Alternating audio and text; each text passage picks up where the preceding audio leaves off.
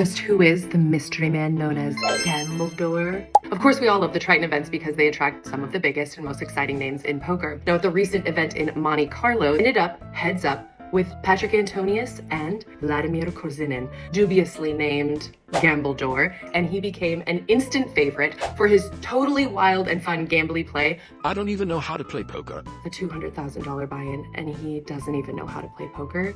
Where have I gone wrong in my life? One of my absolute favorite pieces of content from the last week came from an interview on PokerOrg where Phil Hellmuth told us exactly why he doesn't play all of the Triton events despite being an obvious favorite. I have to have a life. Confirmed the greatest, and while we're on the subject of the NAPT, I want to give a shout out to Nick Marchington, who took down that event and quite a healthy chunk of money. Now, you might remember Nick Marchington, the young Brit, final tabled the WSOP main event in 2019, and coming back to this one, he said he felt like a veteran, which made me feel like geriatric.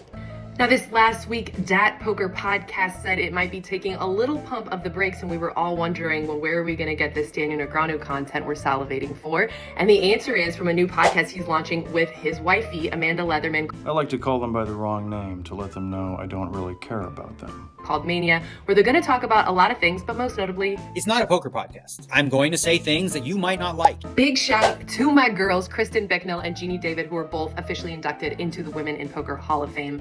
Very easy and obvious choices in there, and Jeannie David is in fact a member of our own player advisory board, and if you haven't checked it out yet, be sure to check out Ask the Org, where we're asking all of the questions. Jeannie posted a question just the other day that I love, which is how much should you tip if you cash in a poker tournament?